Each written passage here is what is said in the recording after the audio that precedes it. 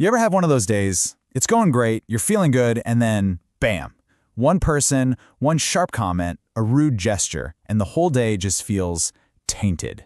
That single moment can just loop in your head, souring everything for hours. Well, we're going to dive into why that happens, and way more importantly, how you can stop it from happening. It's a wild question when you think about it, isn't it?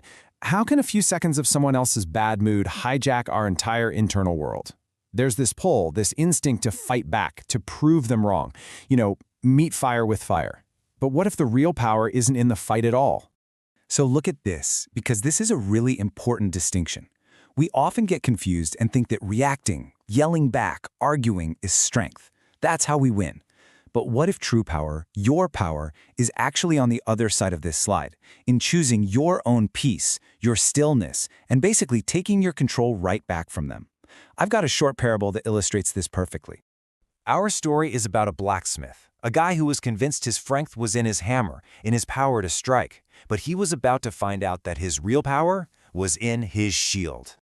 So this is Kale. He's a fantastic blacksmith, strong, super skilled, but his piece is, well, it's fragile. A neighbor complains, he argues back. Someone makes it crack about his work, and he carries that insult around all day long like a heavy, jagged stone in his pocket, just feeling its weight with every single step he takes. So one morning, this wealthy merchant strolls into his forge, takes one look at Kael's absolute finest blade, and just sneers. These words, they're not just words. They are engineered to sting, to find a weakness and to just press down on it hard. And for Kael, it feels like a punch to the gut. And here's the crazy part of the dynamic. Kael feels that hot fire of anger just rush up into his chest. He wants to lash out to defend his life's work. But look at the merchant. He's grinning. He's already won. Not because his words were true, but because he successfully stole Kael's peace. He's now the one in control of Kael's emotions. So there's Kael, just trapped in his own fire, right? It's a cycle of reaction that he goes through every single time he feels insulted. But this time, someone's watching, and something is about to change. Let's just pause on that for a second. Have you felt that flash of heat when someone's words just get right under your skin?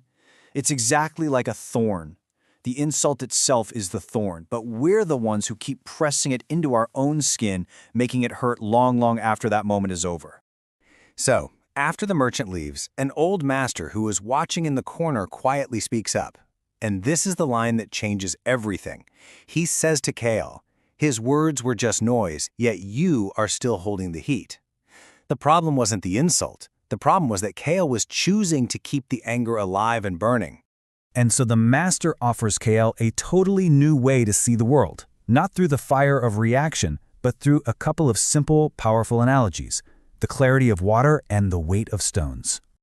The master's first lesson is so simple. He just drops a heavy piece of iron into a bucket of water. Now, the iron is like the insult. It's heavy, it's hard, it's solid. But the water doesn't fight back. It doesn't get all worked up. It just surrounds the iron, and the water itself stays water. It remains unchanged. The master tells Kael, be the water. Next, he points out Kael's habit of holding on to every single grudge. He says, you pick up every stone thrown at you, and you put it in a bag. You think carrying it makes you strong, but all you're doing is making your own journey heavier. Every insult we cling to is just more weight we choose to carry on our own backs. And this, right here, is the absolute core of the master's wisdom. The pain doesn't come from the words themselves. It comes from how we react to them. Think about it. If we just leave the thorn lying on the ground, it's powerless. But if we pick it up and press it into our skin, we create our own pain. Your reaction, that's the burden. So Kael is armed with these new ways of thinking, and sure enough, he gets a chance to test them out. Weeks later, the merchant comes back. He's even louder, even ruder, and he is clearly looking for a fight. This slide lays it out perfectly. Before, the path was automatic. Insult, boom, instant anger. But now, Kael has learned to insert one crucial new step. After the insult, there's a pause, there's a breath, there's a moment of choice. And here's the process in action. The merchant is yelling, but Kael, he just listens. He pauses, he breathes, and then he asks himself this critical, life-changing question. Is this battle worth my peace? And he realizes the answer is no. His inner calm is way more valuable than winning some stupid argument. so he chooses stillness. The effect is amazing. The merchant's angry words have nowhere to land. They literally just bounce off the empty air. He gets so frustrated that there's no reaction, he just gives up and leaves. And Kale, he doesn't feel like he won some fight. He feels something much better, a deep, quiet satisfaction. He protected his own peace, and that was the real victory. Okay, so this isn't just a cool story about a blacksmith, right? This is a blueprint for us. The exact same unshakable shield that Kale forged for himself is available to every single one of us. This is the ultimate takeaway. Your value, your worth, is not something that can be given to you or taken from you by a stranger's opinion or some random passing comment. It's already in you. It's what you're made of. And just remembering that, that's the foundation of your shield.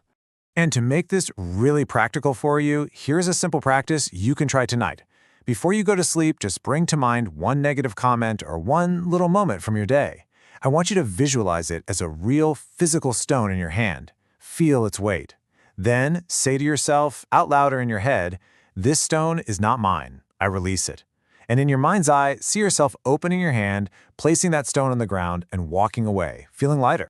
This isn't some mental trick. It's a conscious decision to stop letting other people's baggage become your burden. So I'll just leave you with this one question to think about. What stone from your day, from your week, or maybe from a long time ago, what stone will you choose to release tonight? If you enjoyed this video, please give it a like. And don't forget to subscribe and hit the notification bell.